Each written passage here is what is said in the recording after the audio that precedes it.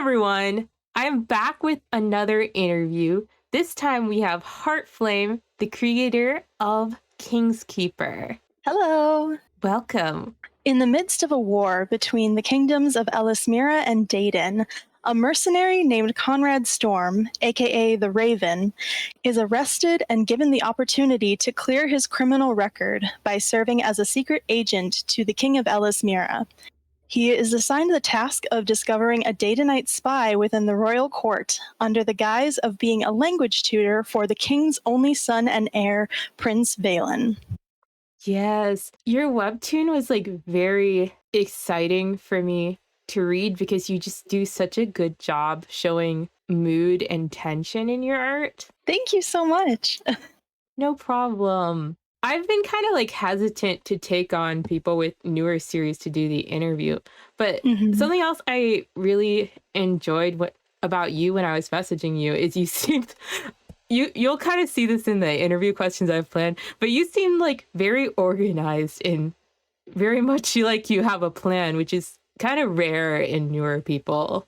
Well, I'm glad you think so. I knew that when you were kind of reaching out for people to interview that you were hesitant about newer series. And so I was like, oh, it's kind of a long shot to go out and message her about it, since when I messaged you, I didn't even have any episodes out.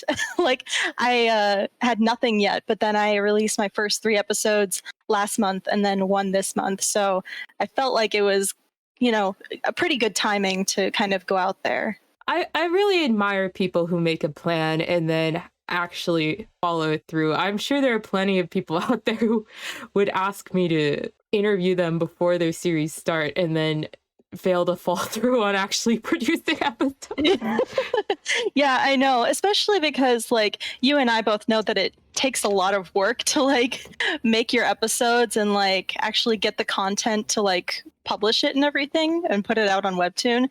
So people will get started and then it's oh, this is a lot of work, and then realize it's not for them, Yeah. Okay, so why don't we start off by talking about how you got into art? Sure. So like a lot of people, I've been drawing ever since I could hold a crayon when I was little.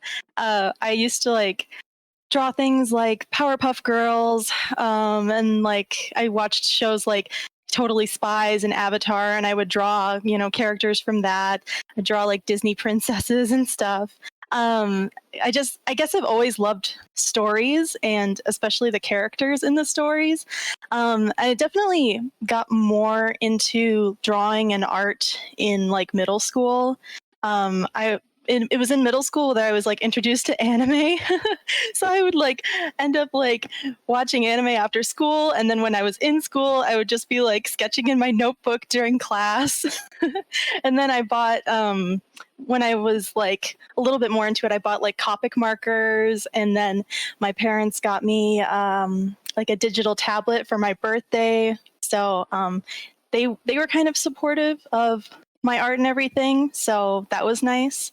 And I guess, all of that kind of evolved into me today making my comics. So yeah.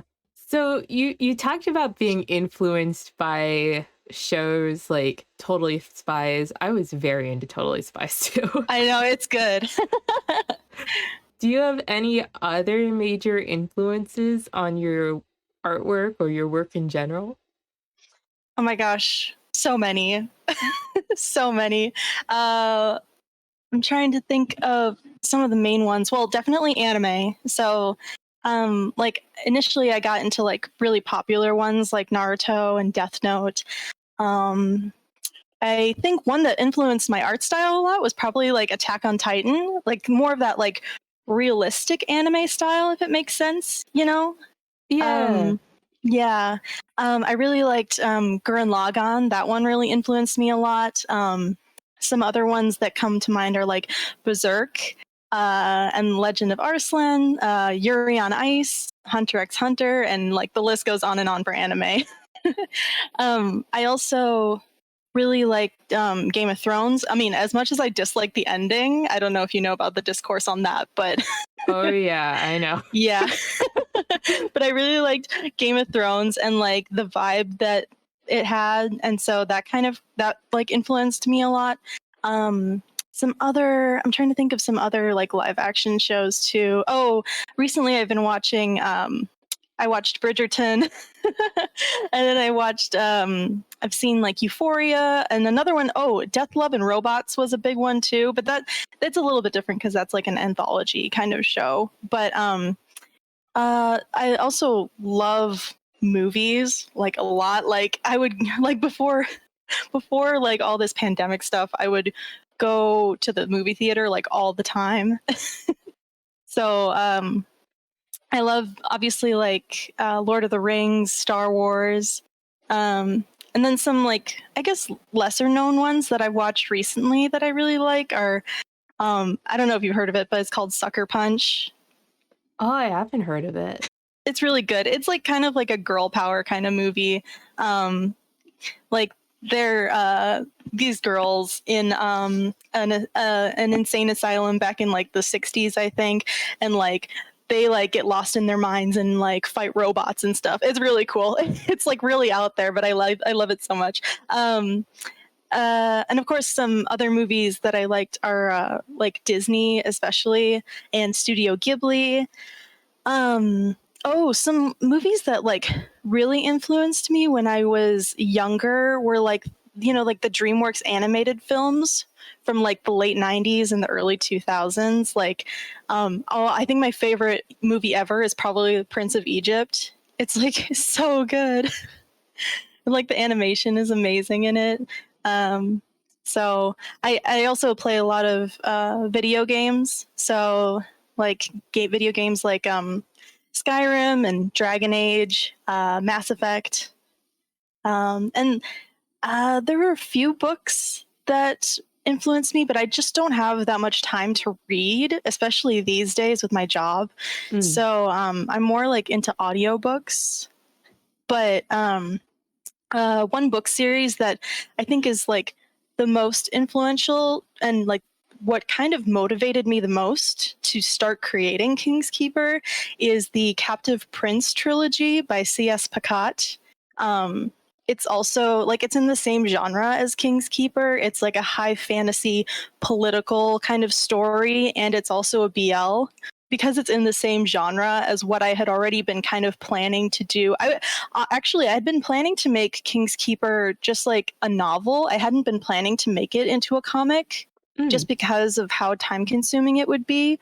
But like I started writing it and I was like thinking to myself, I'm like, oh, this would be so much better if I could show people what's going on and like show the mood in the scenes like you were talking about and everything. So, but yeah, Captive Prince is like that was like the one that I read most recently, and yeah, it's like what motivated me to start my comic.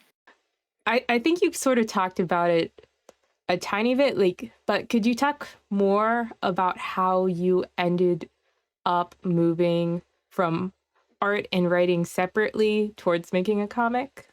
Yeah, sure. So when I was in high school, I had really been considering like actually going to college for like a degree in comic art because like prior to that I'd been super into like manga and everything.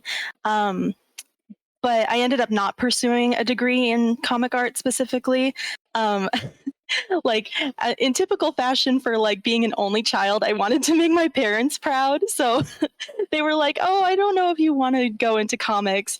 So I ended up pursuing my major in architecture, and I actually don't regret it. I was like still able to take art classes for like electives in school, and architecture in itself is a creative field. But then now that I'm actually working as an architectural designer, it's kind of given me the work-life balance and like the disposable income to be able to like pursue my dream of creating comics in my free time. So that's kind of what led me to creating a comic because it's what I wanted to do always like since I was younger. And then I kind of lost sight of that because I was so busy with school and everything. But now that I have the free time, I can do it. I was wondering if you could talk a little bit more about the decision and what was going through your head at the time when you decided to pursue architecture instead of going to comics? Because, I mean, like, directly, uh, Mhm. because I find that's like an issue I faced too when I was in college. Like, should I really do Mhm. art? Should I pursue computer science or something?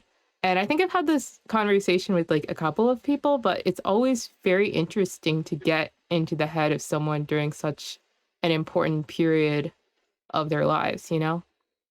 Yeah, for sure. I actually like I'll get back to the comics part and the architecture decision part, but like Yeah. right now at my job, I mentor a lot of high school students. Like once every trimester, we'll have like a high school student who comes in the afternoons or something to like see what we do in our office and everything.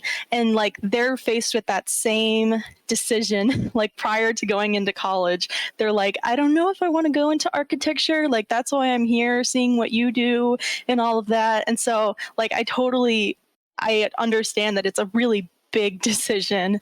And I felt like, honestly, when I had to make that choice, I decided with architecture mostly because I thought it was a really good middle ground, I guess, between like the creativity of art and then like the business, sciencey side of other jobs that Hmm. people might want you to go for, like becoming a doctor or like an engineer or something.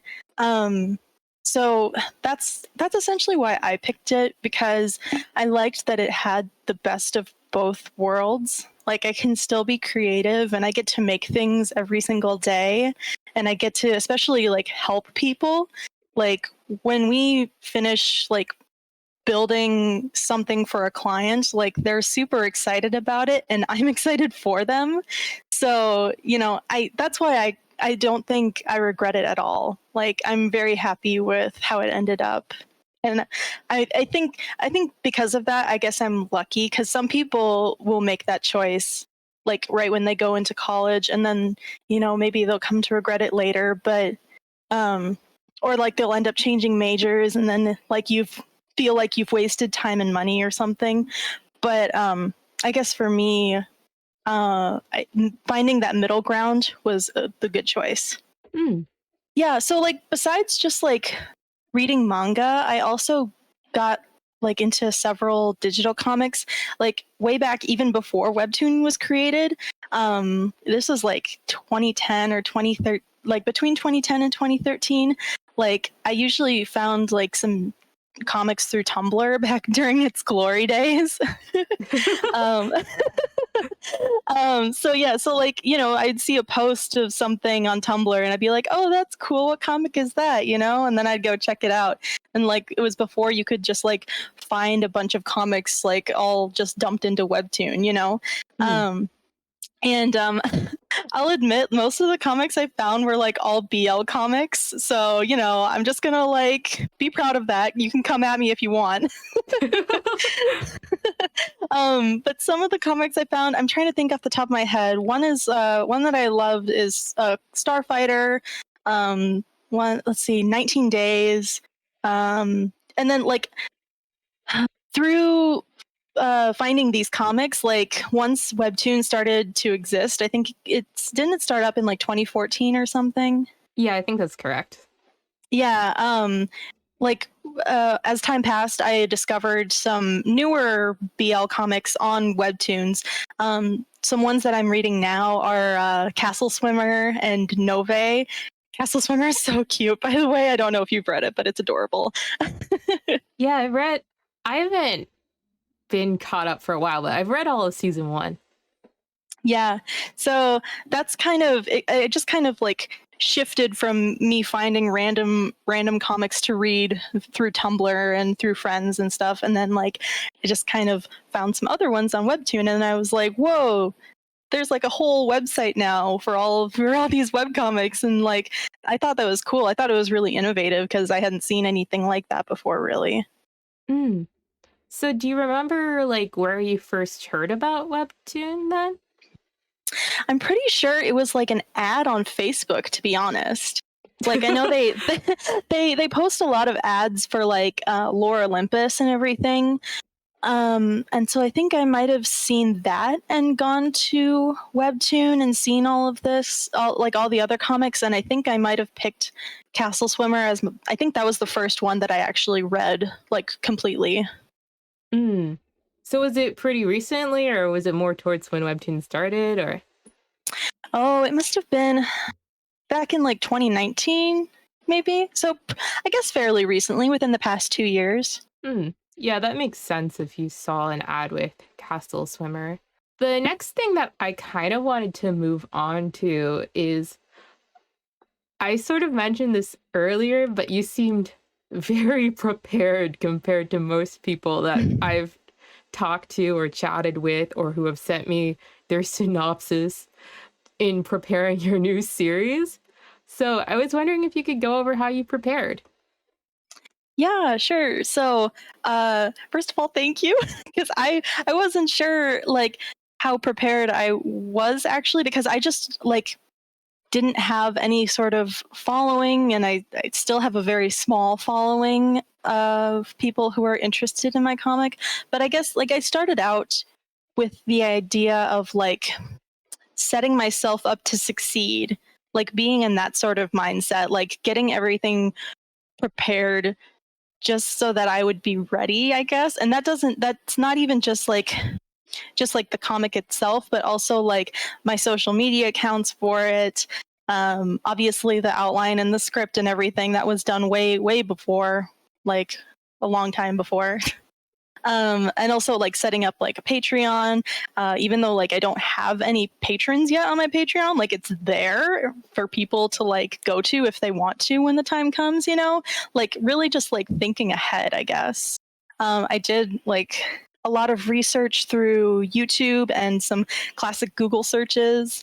And then I also actually, I think it was through your videos, I found out about the 3 episode rule on Webtoon, you know, where like it asks readers if they want to subscribe after they read 3 episodes. Hmm. So that was kind of like the clear goal that I had in mind for like when I would premiere my comic. Like I needed to have at least 3 episodes ready by that time. And I actually did set like I set a like a premiere date that I knew I wanted to get everything ready by. So yeah, like it was a very solitary first 4-ish months of just like hunkering down and drawing. Mm. Like getting all my comic panels ready, getting the additional like promo material that I wanted prior to the release that I could post on like Instagram and stuff. But thankfully I have a friend who like has been there to like help me and like been kind of my beta reader and my source of support along the way. Like I would just like ask her, you know, like, does this panel look okay? Or like, does this read smoothly and stuff like that? So yeah, we went to college together and like we even collaborated on some fan fiction in the past. So that's why she's like there to help me out. So that was nice at least. Yeah, that has me thinking back too. I haven't thought about this in a while, but it's not until like I would say the fall of 2020 until I really got to know people in the community. Mm-hmm. The first part of working on a series is very solitary. Like people Mm-hmm. expect to get a lot of feedback when they first post, but for most people, it is not like that at all. Yeah, I know what you mean. Okay, so as a follow-up question, how would you prepare differently now that you're publishing? Now that you know what it's kind of like? Well, I definitely would have built up more of a buffer. And I think Same. that's an answer. Yeah, that's an answer that a lot of people probably give. But I guess for me, it's not so bad because my comic is released monthly instead of weekly. Um, and actually, right now, I am building like I'm working faster than my actual release schedule. So right now, I'm planning like over time to build up a good buffer of episodes. And I think actually by this point, I've already almost got like one whole episode or like 1 month like ahead for my buffer, so that's nice. Mm. Yeah, um I would Go ahead. second that. I really would recommend putting out your comic, or at least the amount of panels you're going to put out, at like a lower rate than what you can actually draw, because otherwise, even if you have a buffer, you're going to constantly fight against it. And there's no reason to have like super duper massive episodes on Canvas.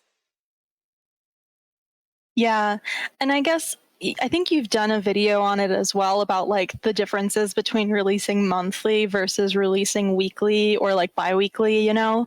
Um, and like definitely the Webtoon algorithm prefers for you to like I say algorithm, but I don't even know if they have a really good one. But you know, the Webtoon the Webtoon algorithm really prefers if you post more often, and then you can be on the most recent page more frequently, and then people will see you. But I really thought about that. Really, like considered having shorter episodes, but for me, it just doesn't work. Like I need like in order to hit the proper beats of my plot and everything, I just need longer episodes. So at least for now, that's what I'm going to keep on doing. And it's also because it helps me keep up the pace with my drawing as well. Yeah, yeah.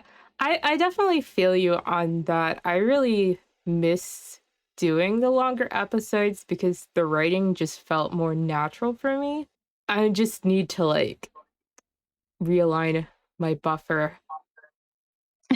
I'll probably cut Yeah. this out of the interview, but like I'm starting to like rethink my plan a little, because like I think that the algorithm really isn't as helpful as like just straight up promoing on other sites, you know? Yeah, for sure. I mean, if you get on the front page or something, that's very different. Like my series, I don't know if you saw it, but it got on like the recommended page. Yeah, it did. Congratulations, by the way. Oh, I think I told you congrats a while ago. But yeah, that's Yeah, awesome. I can yeah. only dream of that. Thank you. But even that wasn't as helpful as I thought it was, because I didn't realize the growth from that was much smaller than on the front page. Yeah. But Um Go ahead.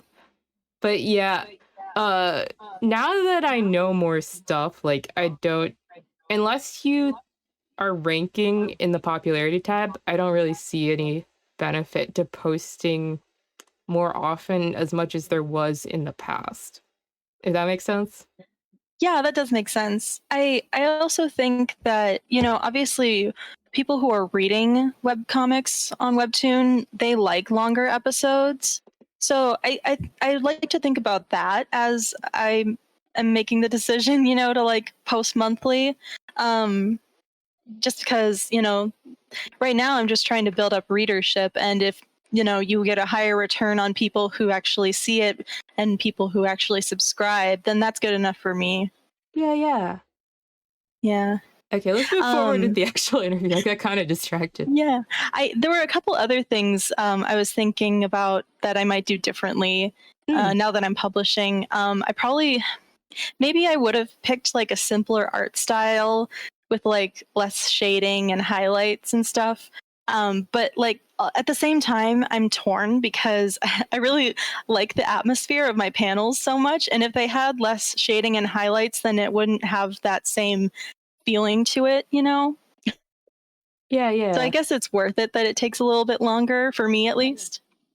Um, and also, that I might have changed before publishing would be like the way that I format my episodes, and I'll explain that a little bit. So, like, I in my process, I actually start out with like a standard letter size page format for my panels, like actually putting them as if I was going to print them, because I'm hoping to like eventually in the future release King's Keeper in a printed version for people to buy and like have a physical copy. So then from there, from like actually having them on the page, then I'll like copy paste them the panels over into a scrolling format in order to post it on Webtoon and Tapas. And like personally, I feel like it's difficult to get the same effect that lots of other comics on Webtoon have, like where things can just scroll so beautifully from one view to another, because like a printed page is very horizontal in comparison to like a vertical scrolling comic, if that Mm. makes sense. Yeah, yeah, I know what you're talking about. Yeah, and I've tried to get around the problem a little bit more by making my panels more vertical, even when they're on the standard letter size page. And like trying to avoid having really long horizontal panels as much as possible, so that when I do bring them over into a scrolling format, it flows better. Even in the future, when I have like really important scenes, I might even use like entire splash pages more often, like for the really key moments, so that I can have like more flexibility with making them really pop when I put them over onto the scrolling format. Hmm. So I think that's one thing that I'm not sure if I actually would change it, because printing out my comic is something that I would really like to do. Like it's just so satisfying to have like a physical version of it. Um, so it's just one hurdle that I have to kind of jump over when I'm making them. Yeah, and part of that comes with experience too. It's hard to get a perfect grasp on the scrolling format and like moving back and forth. I haven't even tried to do that, but I can imagine it would be hard to do without experience. Yeah, it's taking a lot of practice, but I feel like I'm getting better at it too. I'm wondering what surprised you about posting on Webtoon. What were you not expecting? Or what were you expecting? Well, I guess I'll start with one thing that it didn't really surprise me, but like one thing that I've noticed that I consistently find a little annoying is that, like, when you post an episode, you stop getting new readers or subscribers after just like 1 or 2 days, because you get like buried under the other stuff. And I guess we were kind of talking about it before, how like being visible on Webtoon is difficult. Yes, yes. That's something that I've been finding as I grow. The amount of new readers I get from posting is kind of negligible. Like, I see way more new readership when I have a good day on Instagram or I post a new YouTube video than when I actually post a chapter update, which is kind of weird. Yeah, and see, right now for me, since I'm still like a wee baby just starting out, like I don't have many followers on Instagram or other social media platforms. So actually, when I post my episodes, that's when I get the most engagement. But that could switch over time for sure.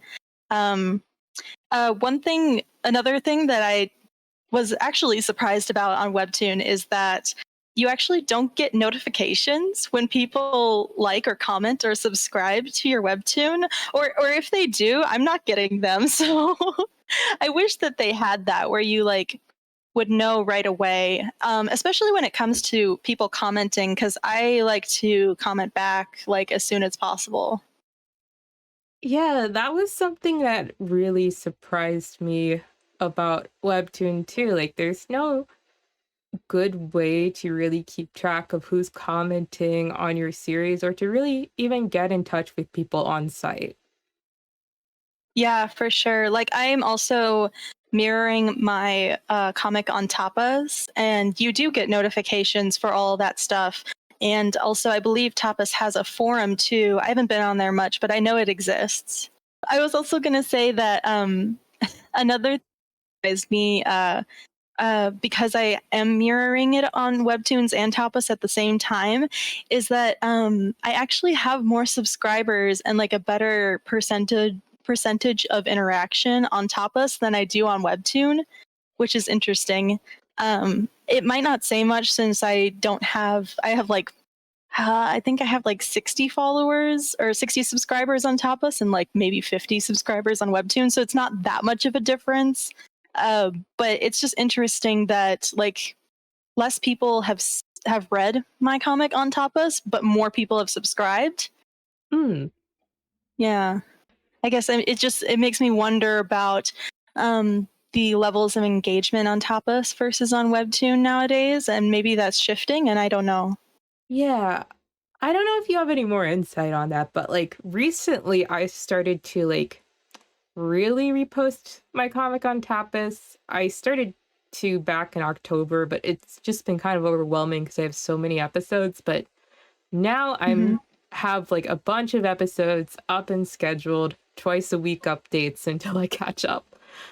But like, do you have any more thoughts on like what it's like to post on Tapas versus Webtoon? Well, besides the fact that you get notified about likes and comments, um, I guess maybe it is a little bit easier to get some visibility on Tapas because, um, like what I just said earlier about Webtoons and like you stop getting new readers and subscribers after just a few days.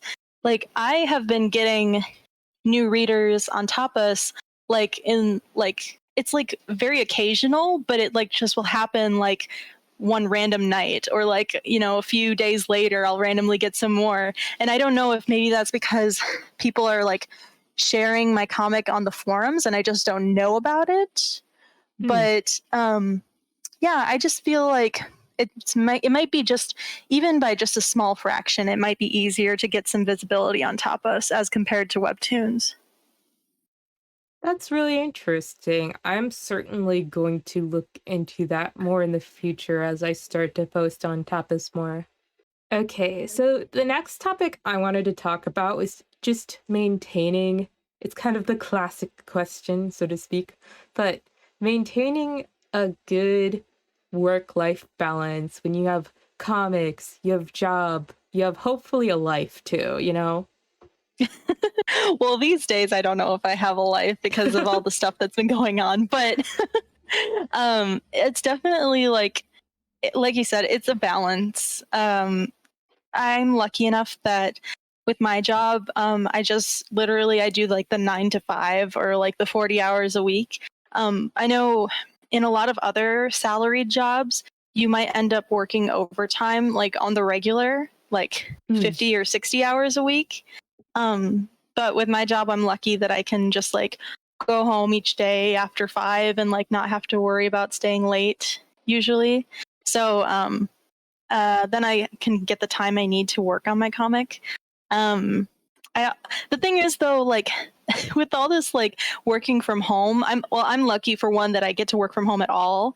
But I often find myself like daydreaming about my comic during work hours when I should be focusing on like other things, and I can't help it. I just want to think about my comic and like what do I need to do later. um, but yeah, so like working from home is it's kind of both a curse and a blessing because like I'm literally every day when I work from home, I'm sitting at the same setup where I do all my comic work. And so Mm. you have to like really force yourself to switch from the mindset of doing, you know, your work that gives you money versus your work that's fun, you know? Yeah, definitely. Yeah.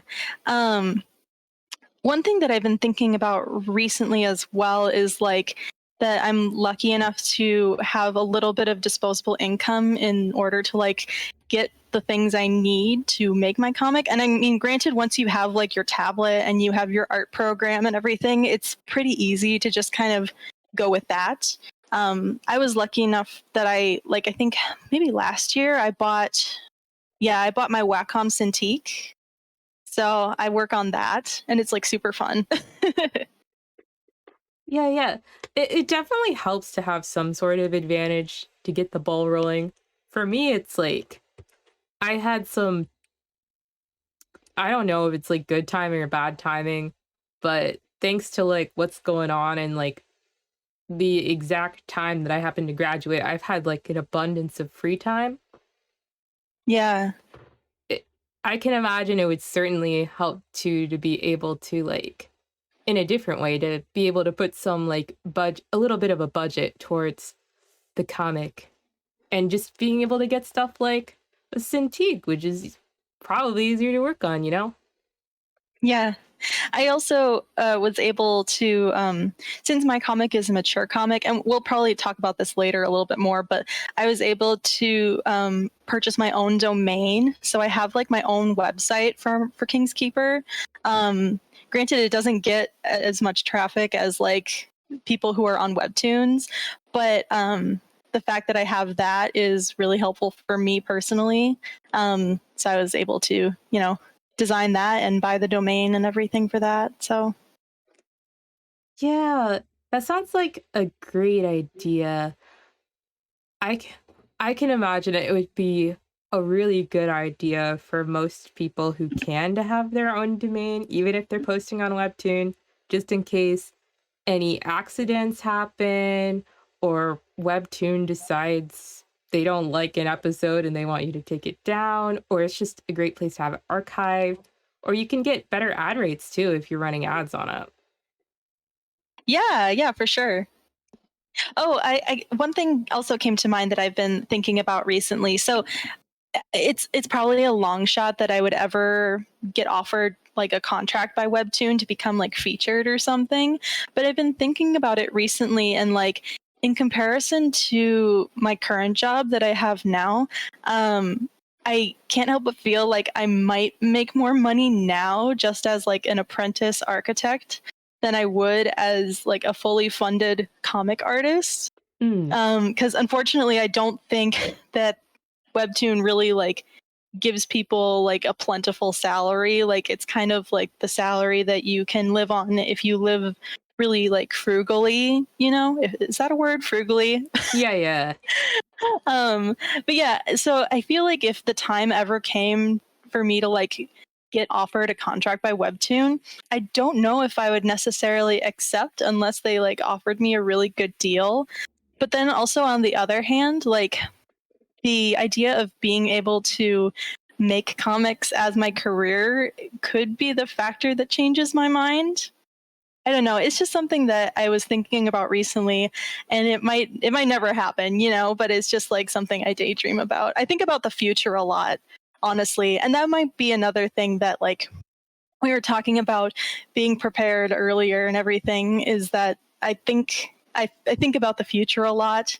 So that might be something that really helps me in that regard. Sorry, I was nodding really hard. And I don't know why I keep doing this, but I keep nodding really hard, and then no one could see me.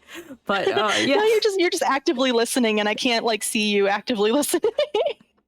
I think that how much you get on Webtoon as a featured artist still depends a lot on series performance. Yeah, for sure. And the other thing to keep in mind too is like, unless you're getting a good contract, the one benefit to keeping your day job that I think is important to keep in mind too is I don't think you'd get like, I have no idea whether this is true or not, but I think it's like technically freelance or like a contractor. So I'm not sure if you'd get insurance from them. Oh, from Webtoon? Yeah. Yeah, that would make sense actually. Yeah, then that's no good because like my employer does, the thing with like giving me health insurance, and I've got like a very small amount of retirement already set aside and everything. So like yeah, that's a good point too. Yeah, just something to keep in mind for people to think out there. Maybe they give you a good enough deal you could just buy your own insurance, but Yeah, all this adult shit. We got like taxes and insurance and, contract and freelance. all the stuff. Yeah. Yeah. Let's talk a little bit more specifically about the stuff around your series. So, how do you plan your writing for your series, and like what's your writing process? It sounded like you wrote, I don't know if you wrote all of it, but like you wrote quite a bit before you got started drawing. Yeah. So, like I said before, King's Keeper was actually going to I was going to write it as like a novel or a series of novels. But then when I changed my mind, that kind of, I mean, the fact that I had already written some of it definitely helped me. Um, and also, I think like my past of like writing fan fiction when I was younger also helped me a lot with the writing portion. Mm. I actually just recently started a YouTube channel, and I have a video going more into depth about the writing part, but I will definitely sum it up for you. So like when I worked on my other like stories, I frequently have stories running through my mind. I have more than just King's Keeper in my brain, but that's just what I'm working on now. But when I worked on other stories, or I would just like brainstorm a bunch and just like literally like dump all my ideas into like a singular Google document. And it didn't have to have any order or reason to all my ideas. I just wanted to get them on the page. And I even do this sometimes on the go. Well, back when I could travel, I would like just daydream about my story sitting in the car or on a train or a plane and just like listen to music and think about my story ideas. And then once I had like a general plot thought through, I would organize it further with a rough outline. And then now we're getting into like the general things that a lot of creators do. You know, you make an outline, and then once you have your outline, you get into the process of scripting your episodes. And that's the process that I'm in the middle of right now. I have a lot of episodes in the future, but right now I'm like up to, I think, episode 15 or something. Mm. Yeah, so that's kind of my general process. You just kind of have to start with the big ideas and then move further and further towards the more specific. Yeah, it's always nice to hear from people who have a more organized approach, because like it sounds like you've heard some of my other videos. My approach is a little bit more chaotic.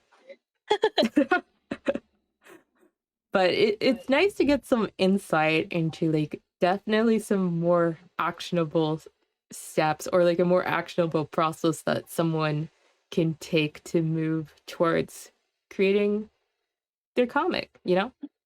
Yeah, for sure. So, something else that I'd like to hear some of your thoughts on was writing dialogue, because I noticed as I was rereading your series and outlining our interview that you have some like really good dialogue. Like it feels very natural.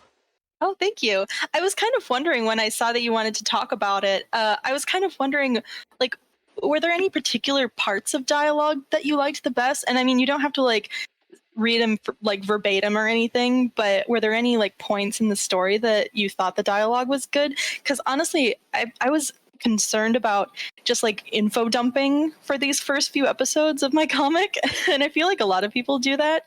So I tried to give the information that I needed to, but then also make it feel really natural. So, were there any specific parts where that was done well? I think what really popped out of me was like the very beginning when they're on like the ship, you know? Oh yeah. Oh, Just and the they're kind of like arguing, and there's like some tension and stuff. Yeah, like your back and forth between characters just feels so good. Like people could actually talk like that instead of they're just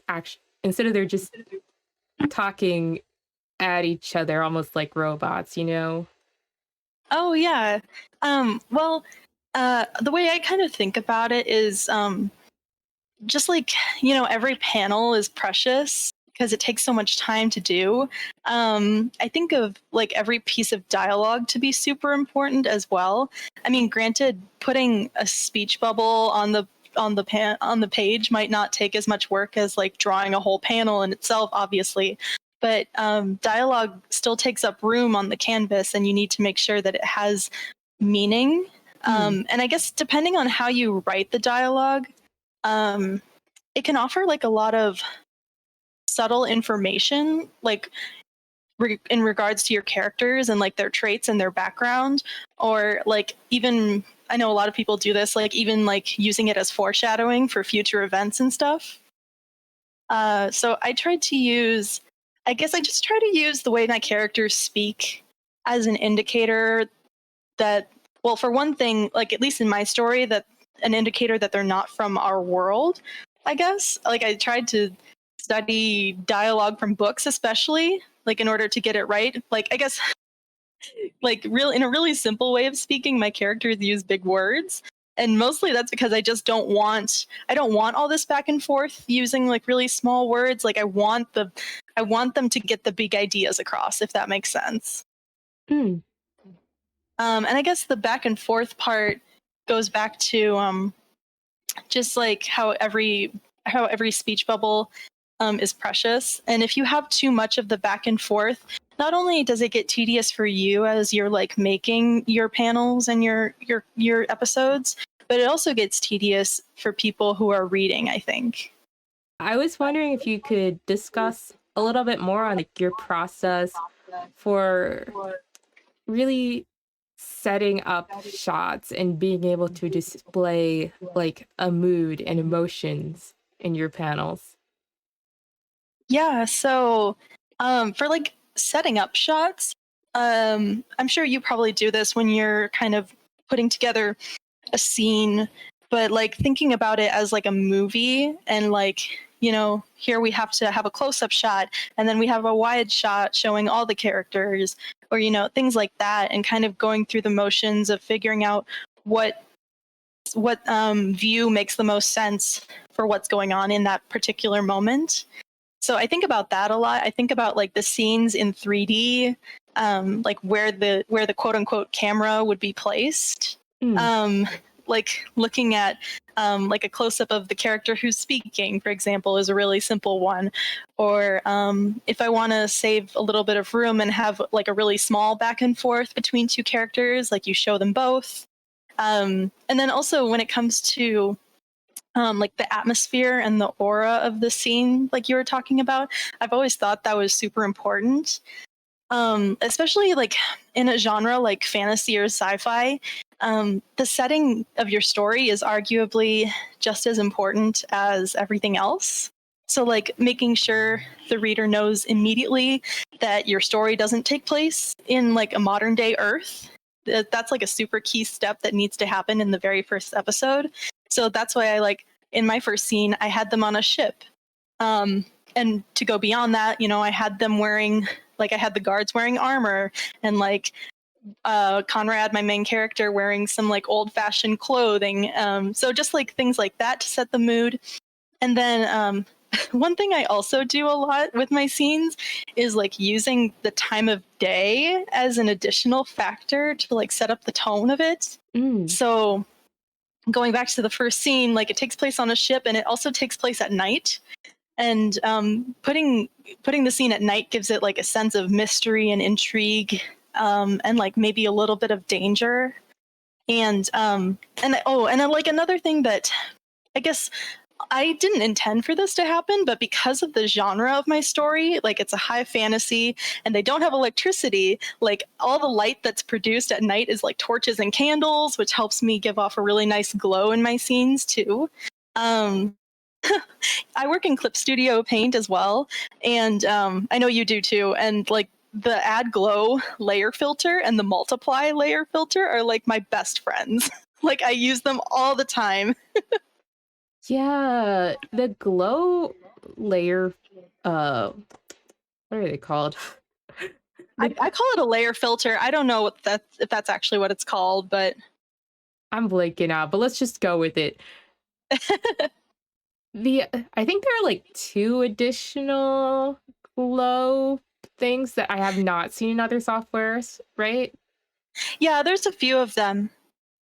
And they are just beautiful to work with. I don't know why. I'm not quite sure what they do. I think they mess with the saturation a bit too, but they are just Mhm. lovely every time you put them in. Yeah, like whenever I'm adding the shadows and the highlights on my panels, like it like brings it so much more life once I do that. Like I add the glow and I add the multiply layer for the shadows. Yeah, so that those are like the big things that help me set up a mood in my shots, I think. A bit earlier, you were talking about establishing settings. So I was wondering if we could discuss developing your setting and a little bit of world building. Yeah, so since King's Keeper is a high fantasy story, I decided that I wanted to give it like a medieval kind of flavor, but I didn't want it to like I didn't want it to be obvious that I took inspiration from any particular, I guess, country. Um, I've been lucky enough to travel to Europe a couple of times in the past, and I even when I was in school, I studied abroad in Italy for a whole semester while I was pursuing my architecture degree. So I've had the chance to actually like study the architecture of Europe and the culture of that region firsthand. So maybe that helped me. I don't know. Um, I've also always been a fan of like cartography, which for those who don't know, cartography is the art of map making. So I've been drawing like maps for my story ideas for like a while, like at least 10 years or more. And I feel like actually looking at a map and understanding how like the cultures in your fictional world grow and blend into each other across distances can help a lot. So that's that's really helped me the most, I feel, in developing the overall setting and world of King's Keeper. I was wondering if you could talk a little bit more about how visiting Europe specifically like influenced your stories. Like, were there any like moments when you were there that like really stood out to you that you wanted to kind of capture with your series? Um, I don't know if, well, I guess there were like certain places that I went that might have influenced me a lot. Mm. I'm trying to think. Um, I guess I don't know, like visiting really unique cities. Like I went to Venice, and that's really unique. There's like almost no place like it in the world. That kind of that inspired me a lot. Um, I went and visited Amsterdam, and that also has canals and everything, and that really inspired me.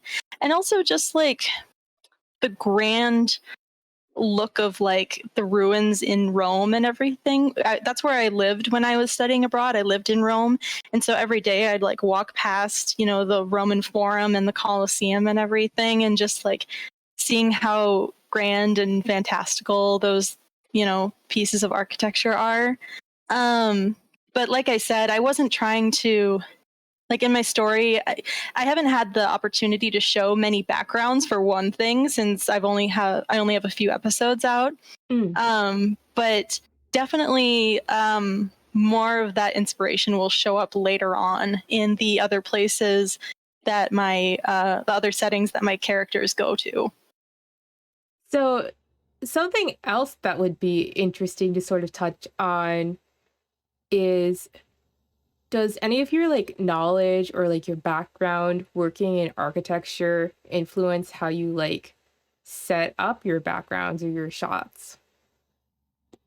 Um, well, let's see. So, like, in terms of architectural style of places in my backgrounds, I guess the fact that I know what the difference is between like Gothic architecture versus Renaissance architecture versus Byzantine architecture.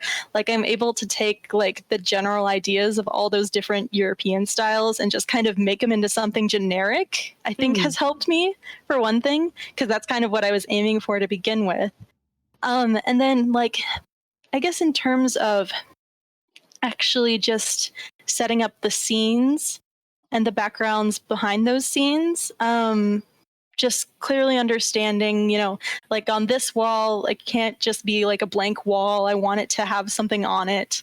Or like having these cool columns behind this character so that you can kind of orient yourself in the scene. I think those kinds of things help me as well. So, besides talking about drawing backgrounds, let's talk about what it's like to draw your characters. Oh, just in general, or Well, let's talk in general and then we can lead into it. yeah, sure. So I guess I can start with like my main character, Conrad. So he's meant to be like he's kind of rough around the edges, but he's also kind of meant to be like a really likable person. And I wanted to like get the point across that he's also like he is a mercenary and he's good at it and he can fight and everything. So he's kind of like on the buffer side.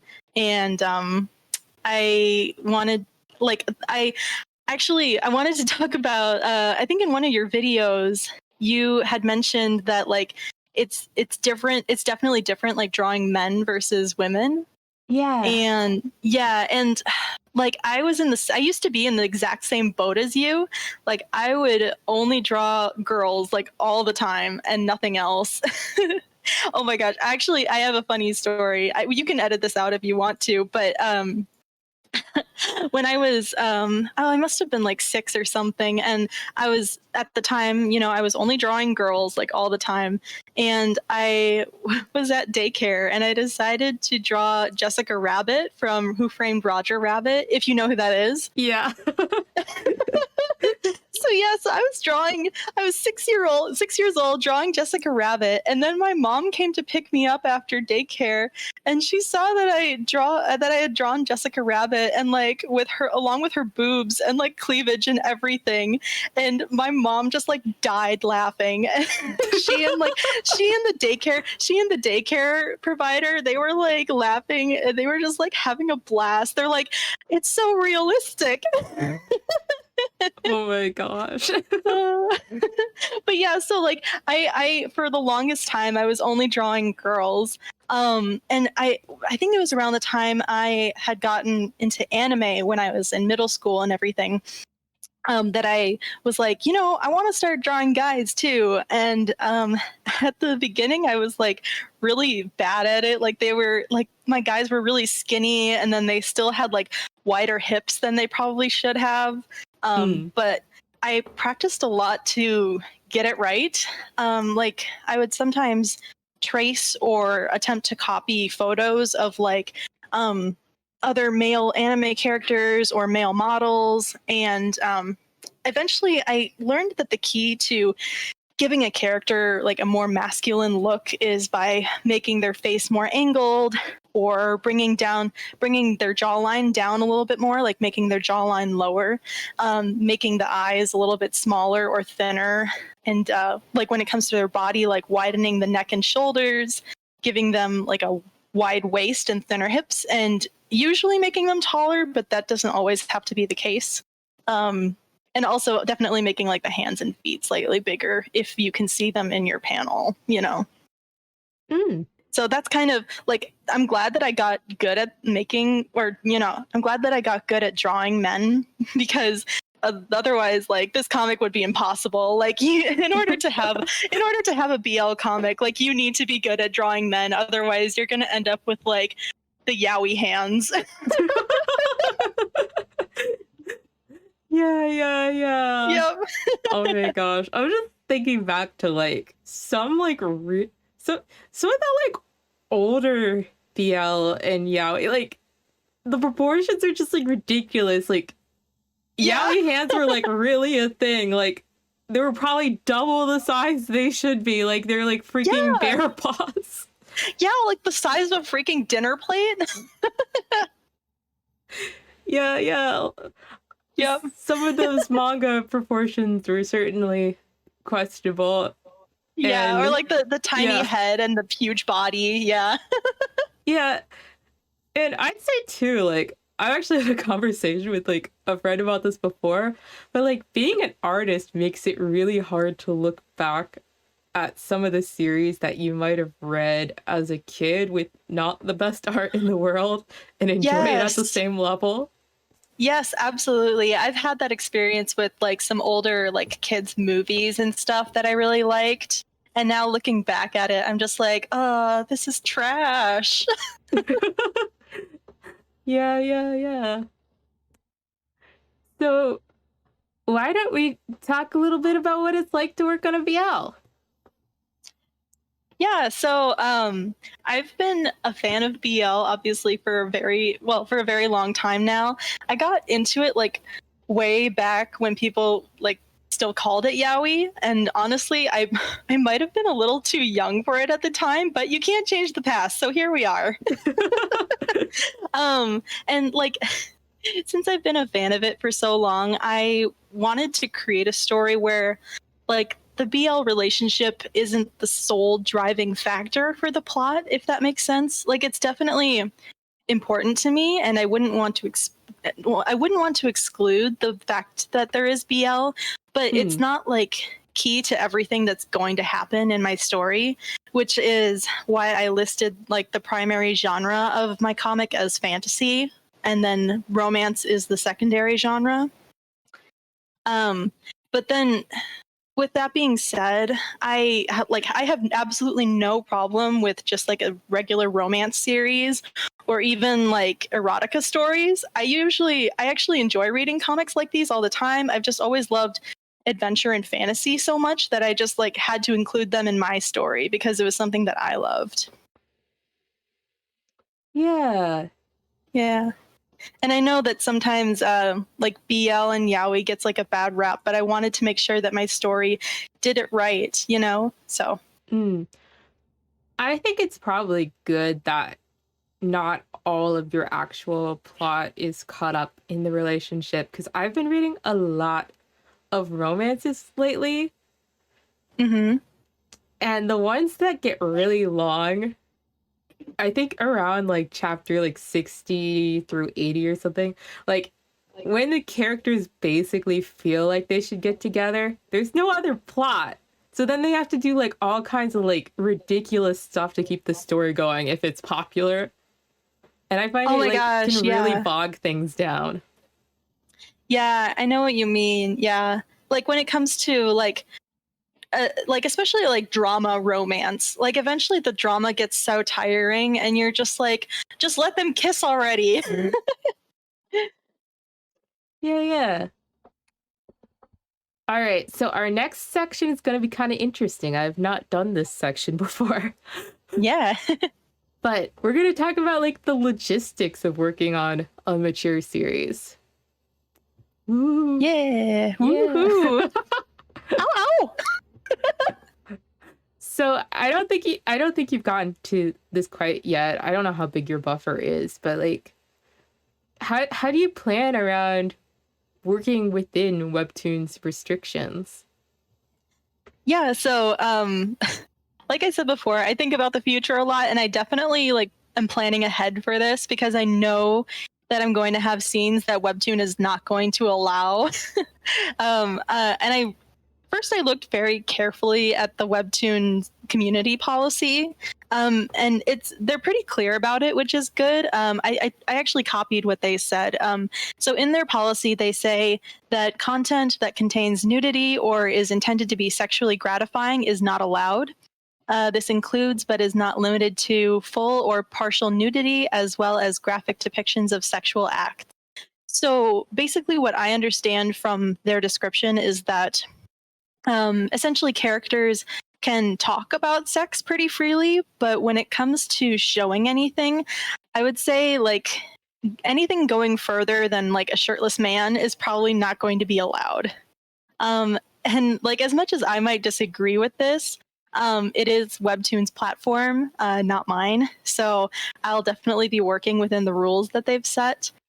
Mm. Um, but when it comes to like the point where I do want to release my more explicit episodes, my plan is to just post a notice on Webtoon as if it is the actual chapter, and just on the notice say this chap or like this episode is does not fit within Webtoon's community policies. Please go to the King's Keeper official website to read the episode, basically.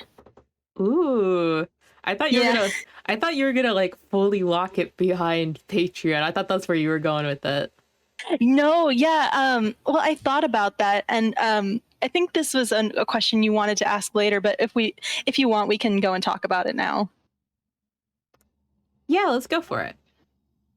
Okay, so yeah, so once I do get to like the spicy episodes, my plan is to just post the notification on Webtoon for my website.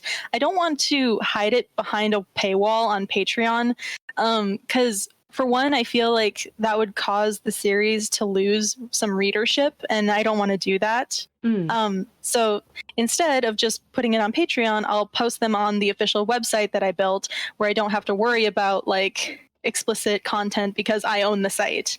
The only thing I have is when you first get onto the website, you have to confirm that you're 18, and that's it. But yeah, I didn't want to put it on Patreon because I want I wanted to make my Patreon exclusively just for like extra content only. So like extra artwork, or right now I have like early pages on there for anybody who wants to get ahead of other readers on King's Keeper. So yeah, just like extra things like that, at least for the moment. I might change my mind later, but I didn't want to prevent anybody from being able to read all the episodes as they come out. Yeah, and that sounds like a good idea too, especially if those episodes are mixed with any emotional or story growth. People could get a little lost. Yeah, absolutely. I guess now you can sort of jump to like, what's the difference between what you thought it would be like to make a not safe for work webtoon and the reality? Yeah, so I haven't really gotten to many of the mature episodes, but I will say a few things. I guess the first thing that comes to mind is that um, when I read Webtoon's terms of use, I would have thought that they would at least like let you show like a butt. To be completely honest, like I mean, everybody has one, so I just thought that you could at least do that. But I guess even booties are illegal, unfortunately. um, so that's like the first thing that came to mind. Other than that, I guess I can't really give much insight quite yet because I haven't gotten to the mature scenes. I will say that like the relationship between my two main characters, Conrad and Valen, is meant to be kind of a slow burn or enemies to lovers kind of romance. Oh yeah. And as far as I've planned, yeah, enemies to lovers. And as far as I've planned the story, like in my outline, I'm pretty sure they won't even kiss for like at least 25 episodes. And they probably won't do the deed until like after episode 40 or something. So it's gonna be a hot minute, guys. But I do actually, in one of the, I'm trying to think, in like within the first 10 episodes, I do have a scene that takes place in like a bath. So there's some nudity in things just because I want to be very upfront about it. Like you have to kind of hint at things that will happen later. Otherwise, readers who are reading, they'll be like, wait, there's sex scenes in this? Oh my God. You know? Yeah, you get to episode 40, you're like, wait, what? Right, exactly. So like putting in like really subtle hints that like, hey, this is like, we're not censoring stuff in this comic. Like it's gonna be for real, you know? Just like letting people know that for sure. I guess something to look into too is like, I've been talking with some people recently. Well, not really talking, but I've just been listening to people more on different like Discord servers or like Instagram stories. And it seems like some people have run into the problem of seeing something happen in a Webtoon original, figuring it's okay for Canvas, and then it not being okay for Canvas. So that's something to watch out for. Apparently they have different standards. Yeah, and honestly, I feel like that's pretty unfair, but you know, it's Webtoon and they're going to run their business how they want to. One thing that I cover in one of my YouTube videos as well is like the double standards on censorship, the censorship between like nudity and sexual scenes versus like violence. Yes. Especially in like Western culture, specifically like America, I guess, because Europe is more open about nudity and sexuality than we are in America. I'm almost like 100% positive that they're more open about it, especially like, you know, thinking of like France, and they're super like open about nudity on beaches and stuff, for example. But like here in America, like we police nudity and sexuality much more than we do violence. Like kids will see violence in TV shows like way earlier than they do with other not safe for work content. Yeah, like especially with like oh, what was I watching the other day? Oh, I was watching The Lion King with my family. And like I was like, oh my God, I just realized this is like I think it's rated G. I might be wrong. It might be PG. But I'm like, oh my god, his dad dies right in front of him. Like, I don't know, you see things like that. Or I'm thinking about The Hunchback of Notre Dame is a really Mm. dark movie, and it's rated PG, and it's like, okay. It's like there's a double standard, and like we're more open about violence, which is arguably like you will never experience things like that in your life, hopefully, and hopefully you don't cause violence upon others. Mm. But everybody learns about the birds and the bees in life, and we're just like really tight-lipped about that for some reason. Yeah, yeah. I can definitely I understand sort of why things are the way they are with not safe for work on Webtoon. And I can like respect that too. But Yeah. like there are some like really, really gory Webtoon series out there. Like I love this series, so I'm bringing it up because I love it. But I love it, so I notice it. Like Sweet Home, that is like it's very over the top compared to some of the other stuff that I've seen in the past. I mean, I don't know. I think I phrased that really poorly, but like Sweet Home is a good example of this. They have a lot of like fairly gory series or like but like yeah, I don't know where I was going with that. Well, I know, I see your point. Like, Webtoons terms of use actually has I mean, obviously they have a clause about violence too.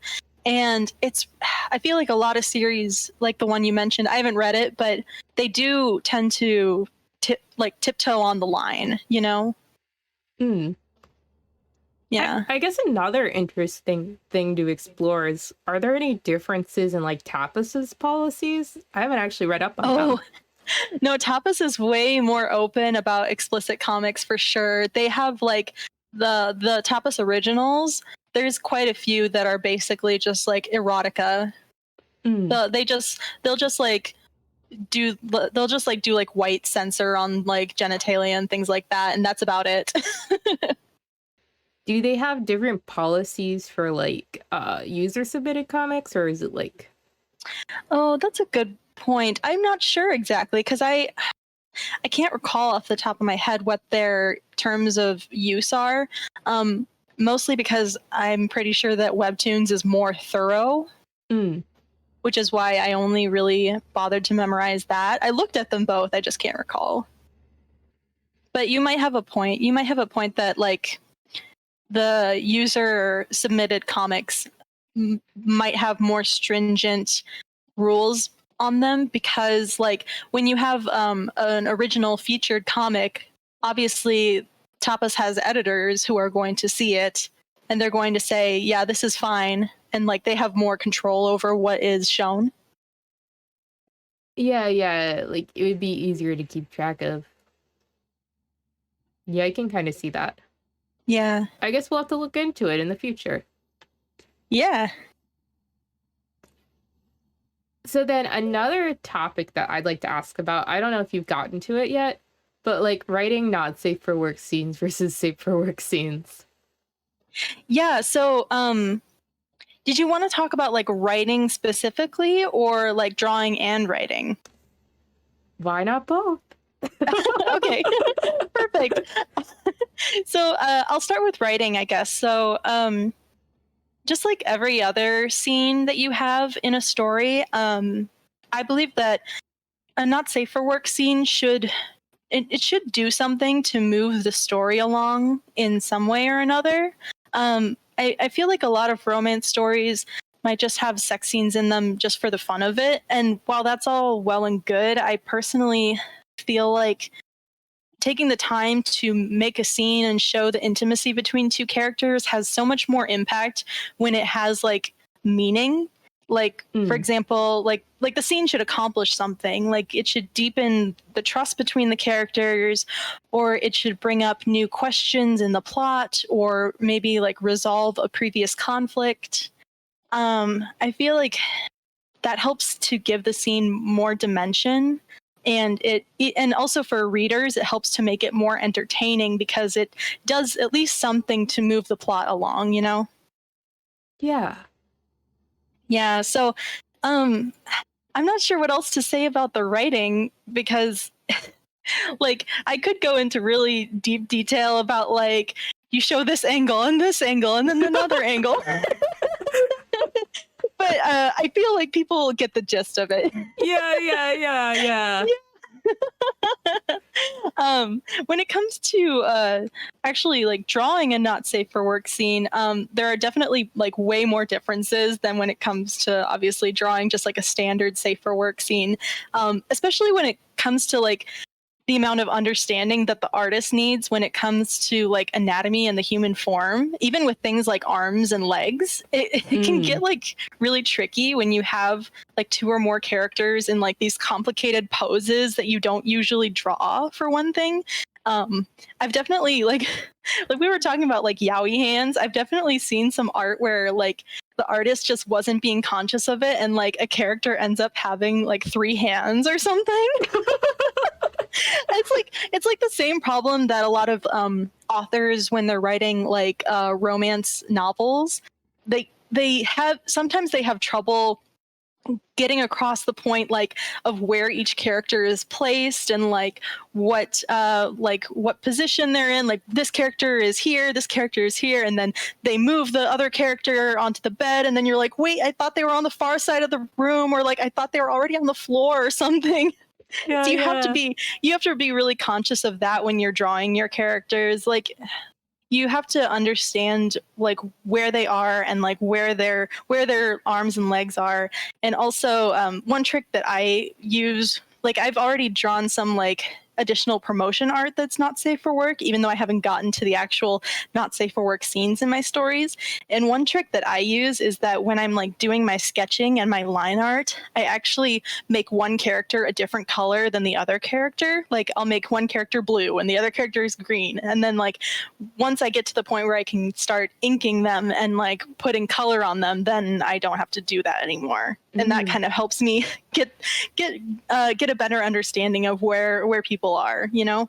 Yeah, like something I love about Clip Studio Paint is I don't know if you use this to do it or if you just draw in different colors, but there's something next to the layer modes you can do to like temporarily set the color of the layer to change.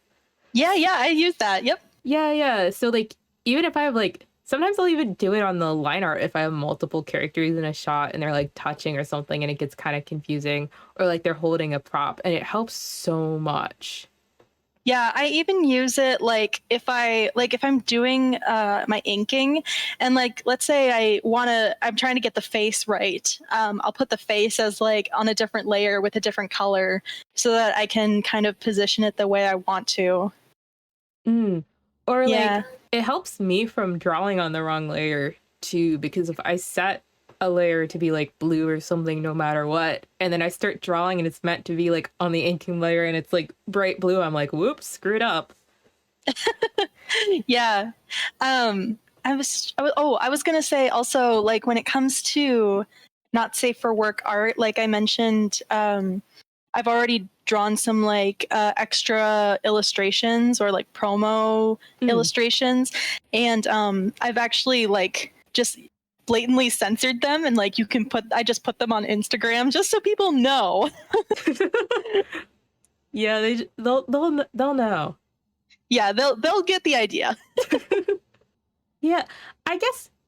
Oh, that's something to bring up because you probably haven't encountered this, but I read this recently that like if you're posting a webtoon, and I don't think you're gonna do this because you're gonna tell people to just read off site, but if you're posting a webtoon and you try to like censor a scene, apparently if you're on Canvas, you're not allowed to do it with like a black bar or a mosaic. It has to be like feel like it naturally flows into the scene. Because I read a couple of posts from people who just draw a character with like a bunch of cleavage and then webtoons like censor that, or like like how in like a lot of anime like there'll be like random girl naked in space, nothing like specifically drawn, but like that.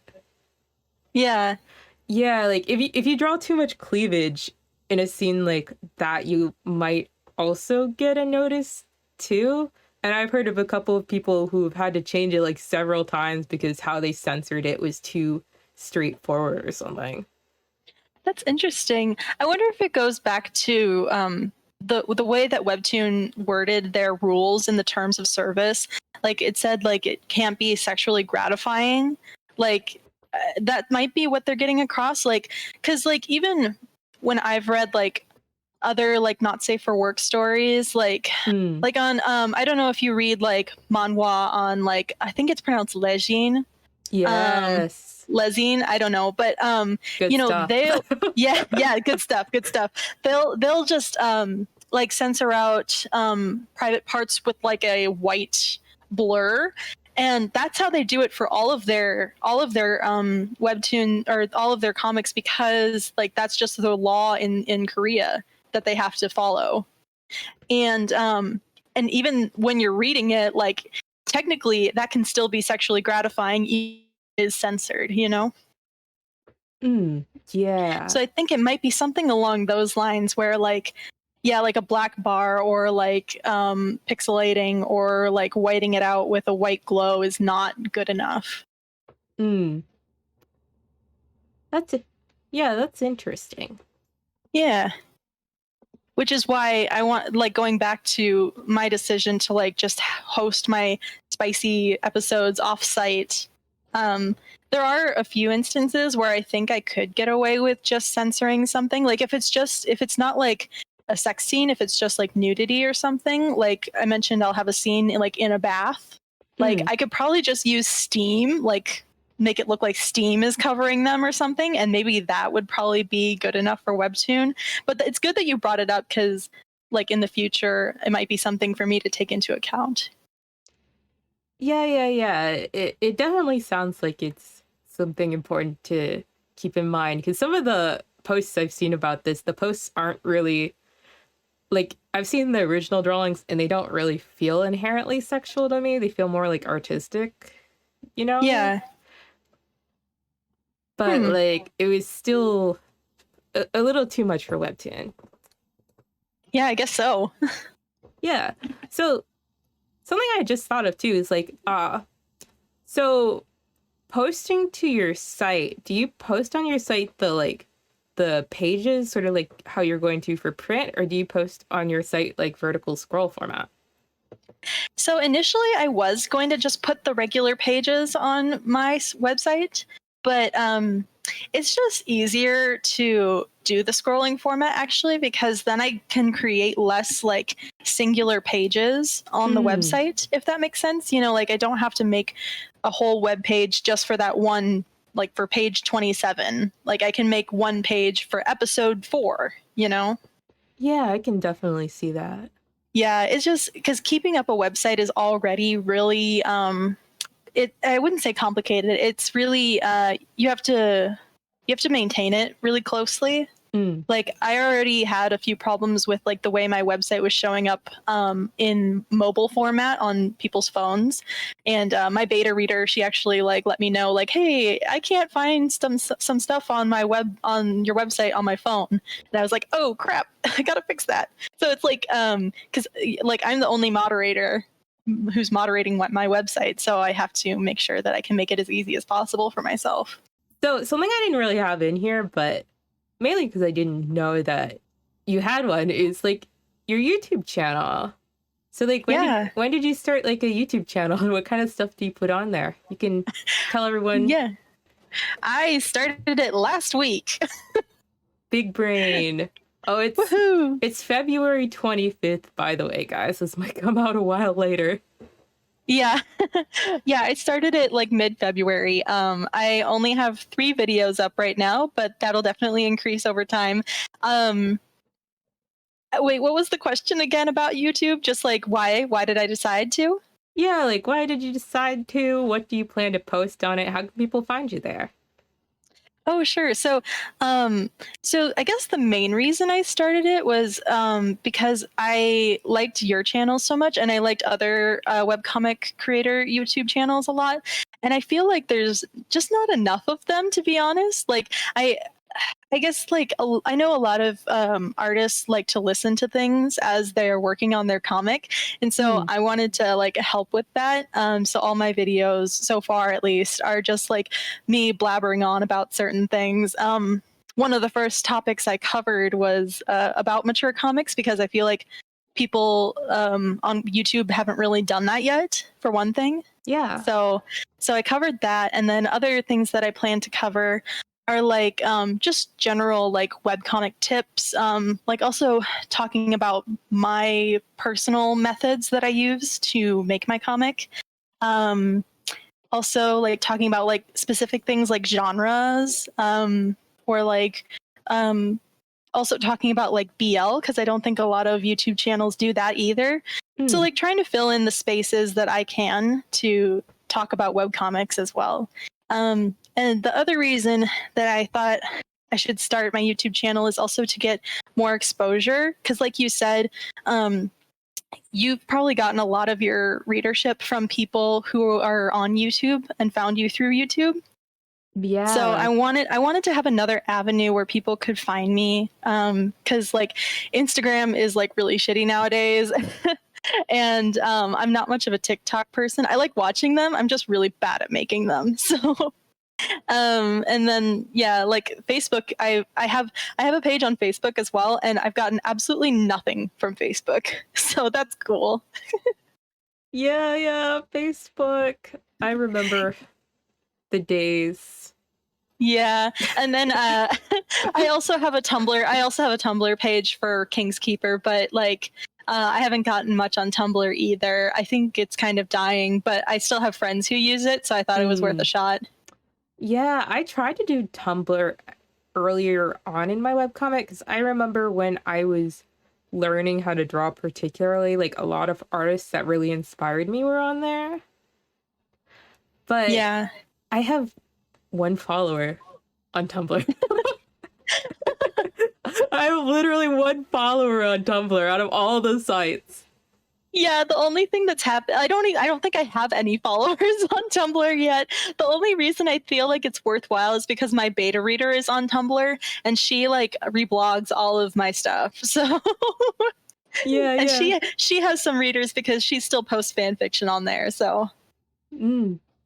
I think one thing that I'd kind of like to point out, and I don't know if you've seen this yet, but something I really like about posting on YouTube is like once you sort of get the hang of it, and it took a while for YouTube to really start to like amount to much for me, is it the videos like have a life of their own. Like YouTube will passively promote your series when you post on like Webtoon. You only really get that boost for a little while after you post. If you stop posting, you don't get really any continued readers. Like, or like even like Instagram, they want you to post like every day now. If I wasn't doing so many drawings for a comic or like just sharing YouTube thumbnails or making like really, really dumb Instagram reels, there's no way I'd be able to keep up with that. yeah, for sure. It's especially difficult, I feel, for artists because you it's really not realistic to make a new thing every single day and like post it onto your Instagram. Like it just doesn't seem to work. But like I get what you mean with YouTube, because like I found your stuff like a while after you had been posting things, and then like it also you get to go back and like watch older stuff from creators that you like as well. Mm. Yeah. I wanted to ask you, so did you see any like particular point, like I guess like after you made like your 30th video or your 40th video, did you like see any particular like uptick in subscribers or viewers? It really started for me because I had pretty normal-ish channel growth to begin with. Because at first I was talking about animation and sketchbooks because I wanted to do an animated film, which turned into my Sure. comic. And my channel was doing very poorly. Like it was getting probably an average of like 10 views per video. Sometimes I'd do a sketchbook video and I'd get like 50 to 100, but like very rarely. Yeah, like my videos are at like 10 views right now, so that's me. Yeah, that's pretty reasonable for a new channel. What really helped me was two things. One, when I started talking about Webtoon, because not many people are doing that. And you want to make sure that you have Webtoon somewhere in the description or the title, or you say it out loud, because YouTube doesn't actually care about tags anymore. They don't do anything. Oh, that's good to Yeah. know because I've been putting tags in the description for all my videos. Yeah. Like there's a separate tag section that used to be very important before probably like 2017-ish is when it really stopped doing stuff. But now it doesn't really do anything. But the other thing that really helped me was live streams and premieres. Premieres won't work for you until you get an audience, but live streams. If you can get even one person watching your live stream and you stream for an hour, that's like one watch hour.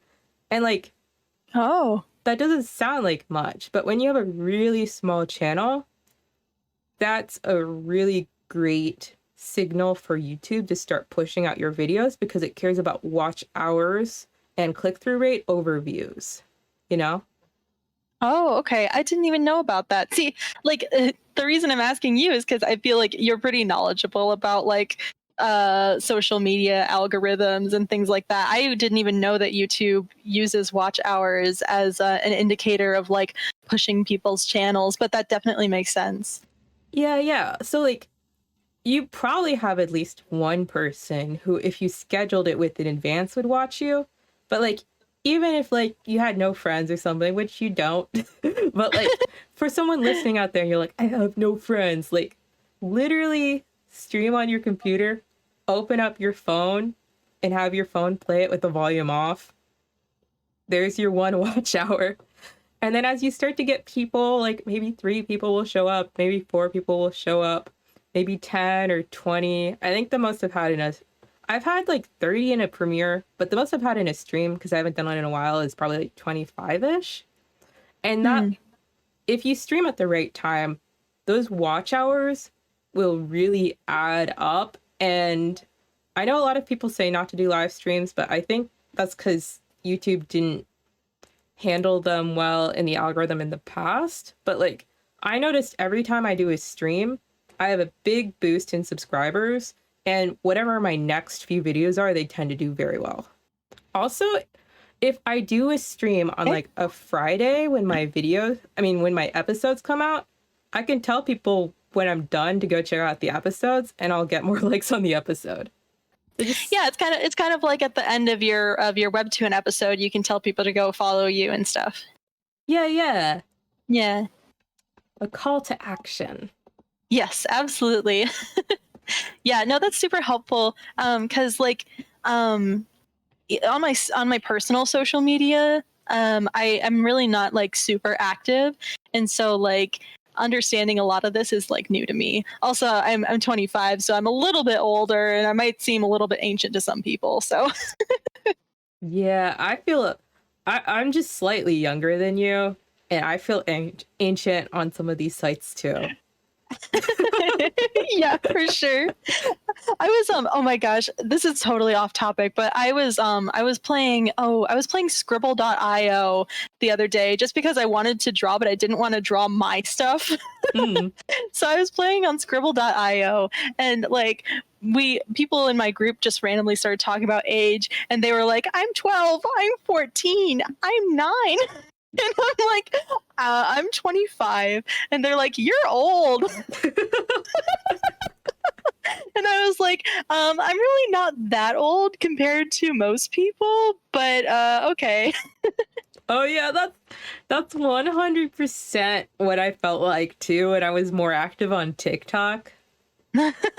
Like on TikTok, I'm just like an old lady. Like, you finished college? What?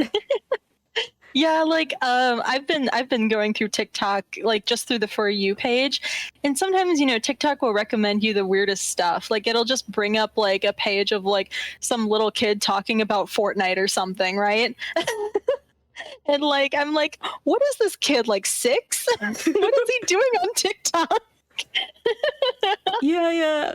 TikTok gets a Yeah. little bit better the longer you're on there. Like now I don't see literally any of that kind of stuff. I just see anime memes and like Oh my gosh, manga I wish I saw. recommendations. I did this one TikTok. There was this like brush in the Clip Studio Paint store called like the bodily fluids brush. It was trying to be like super subtle about it. So I made a TikTok about it. And Oh yeah. it blew up and it got like over 100K views. And my sister runs into my room and she's like, "Is this you?" Oh no, you got too famous. Yeah, yeah. Oh, that's funny. Well, I'm also pretty sure that like TikTok will recommend videos to you based on location too. Like Yeah. people who are close to you. Like I get a lot of oh my gosh, sorry, my cat fell.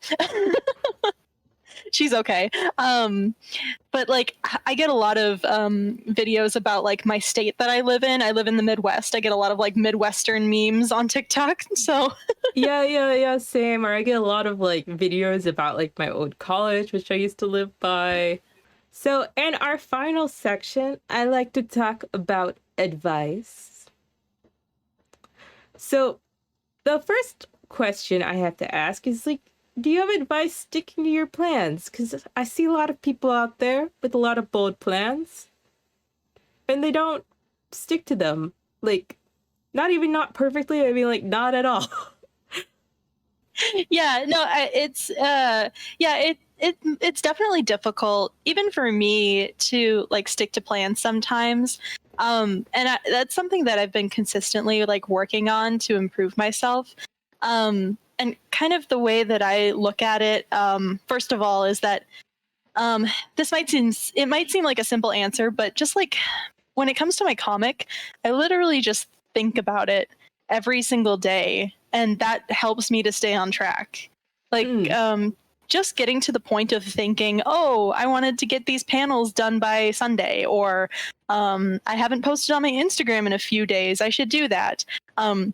Just like thinking about things like that is enough for me to like take some action and do something. And even if I don't actually draw that day, just thinking about it helps a lot.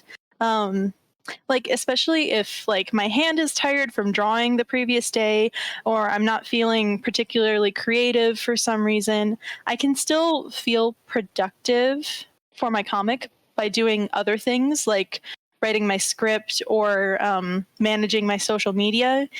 um, and in that way, I I actually feel like I'm pretty lucky that I'm the only person working on this particular comic, because I don't always have to be the like in writer mode or always in artist mode. mm. Um, at least for me, I kind of think that like, art is the right side of my brain and writing is the left side of my brain. And if I get tired of doing one, then I can easily just shift over to the other and then still make progress on creating my comic somehow.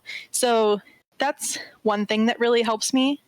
And I also think that, um, and this could apply to like everybody, you should always just make your comic for yourself. This applies to like both when you first start and also once you start to pick up in popularity and get some readers. Like if you don't make the creative decisions for your comic because they genuinely appeal to you, then you're really not going to have the motivation that's needed to get through like all the time consuming work that it takes to make a comic for free on your own time. And actually speaking of time, like in the past 5 months that I've been working on King's Keeper, I've been keeping track of how many hours I've worked each day, and it's already gotten to like 550 hours. And that's Whoa. including, yeah, I and believe that. that's including the 40 hours per week that I spend at my job. Mm. So hopefully that gives all of you lovely people an idea of just how time consuming comics really are. Yeah, yeah. Like I've been lucky to have a lot of time to work on my comic, but like lately it's like I have so much random like administrative stuff and marketing stuff to do that I have to schedule, and that's part of why my schedule has gotten just so strict since 2020. Like, Yeah. I have to schedule all the interviews, I have to schedule the podcast, I have to schedule meetings for the podcast, time to edit. When I was doing art lessons, I had to schedule art lessons with the person I was teaching. It's like every day now I have to do a very strict schedule, and there's a lot of logistics that go into it, and there's a lot of time that I spend just communicating and marketing and not working on the comics. So Yeah, I know what you mean. Like you're basically your own boss, you know, even though like technically like the comic might not be making money or anything, you know, like you are the person in charge and you have to do all the jobs.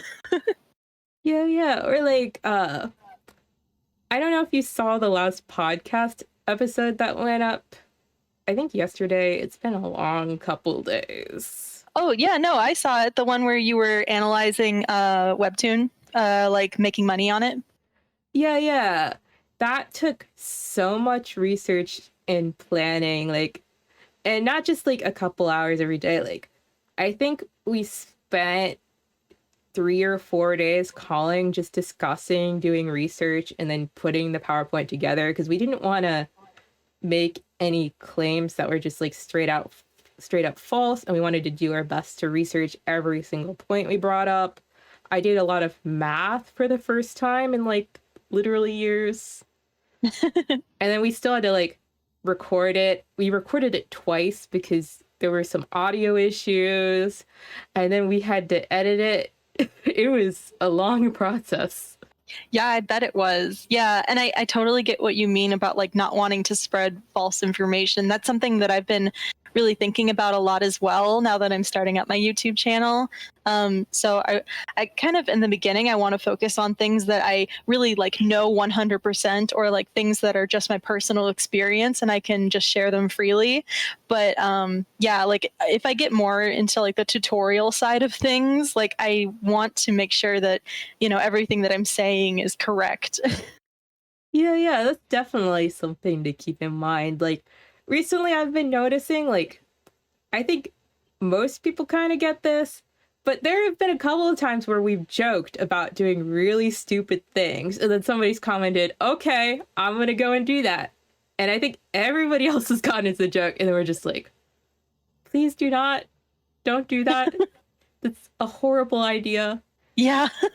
Like when I was making my video about like what to know about mature comics, I was like, please be careful of what you put out there. Like, also be careful about like not advertising your comic to children, like actual minors. Don't do it. Oh yeah, 100%. That is something that people need to be very careful about, and also just like, I don't know, like contacting people in general, because like some people approach you and they give you like sketchy vibes, or like Mm-hmm. uh sometimes like I feel kind of like, even though there's nothing mature about my comic really, I mean there is some cursing, I feel kind of uncomfortable DMing people who are like especially young. Like it just makes me feel kind of weird, so I try not to do that either. Yeah, you do. Yeah, you do have to be careful. I guess like even anytime like dealing with people who are minors or you know who are exceptionally young, like because well, for one thing, like you have to set an example too. Like you don't want to be like that creepy person that like contacts them on the internet or something, you know. So I get what you mean. Yeah, like there's definitely like a power dynamic too. Like I remember on my first YouTube channel when I used to do song covers, I used to think that like my 20-year-old friend when I was like towards the end of high school was like the wisest person ever, but looking back like no. But like yeah, that's just something to keep in mind. Yeah, for sure. So then I guess our last question is what I like to ask everyone in these interviews. They don't always have grandiose answers. Sometimes they're not really quite Mhm. sure what to say, frankly, but like, do you have any life advice? It could be about anything. Yes, I will try to give you some life advice from my 25 years on this earth. Let's see. So I think the first thing that comes to mind is it's actually my quote that I used in my high school yearbook, but I feel like it applies to everybody. It's a quote from Dr. Seuss. And the quote says, "Be who you are and say what you feel, because those who mind don't matter, and those who matter don't mind." So essentially, like, as long as you're not hurting anybody else, you can just be yourself and, like, screw anyone else who tries to tell you otherwise. Like, for me, I'm putting myself out there to create a mature BL comic, which could definitely be a really controversial topic for some of the people who are on the internet, for sure. And but it's like what I want to do, and I genuinely enjoy it. So I'm doing it. So basically, yeah, just strive for things that make you happy every single day, because every day is precious and time goes by way too quickly. That was so, so beautifully said. I couldn't agree more. Thank you. All right. So I guess let's start to wrap things up. So tell people where to follow you. Yeah, so if it's all right, if you could put the links to my social media down in the description. I'll send them to you. I'm on Instagram, I'm on Tumblr, I'm on Facebook. Facebook is pretty dead, so try me on Instagram. I also have just started up my YouTube channel, and I'm just a wee baby on YouTube. So if you would like to follow me there, I'd really appreciate it. You can read my comic King's Keeper on either Webtoons or Tapas, or you can go to my official website and read it. You might have to once I get to the spicier scenes. And if you if you want me to, like, really love you, you could become a member on my Patreon. My lowest tier starts at $1, so go over there and do that if you feel inclined to. Yeah. People, be generous. Throw some money. Yeah. Or at least check out the series. You want to say your series name one last time for people to go read? Yeah, my series is called King's Keeper. It is a high fantasy political romance. So if you're into that stuff, go check it out. Okay, bye. Bye.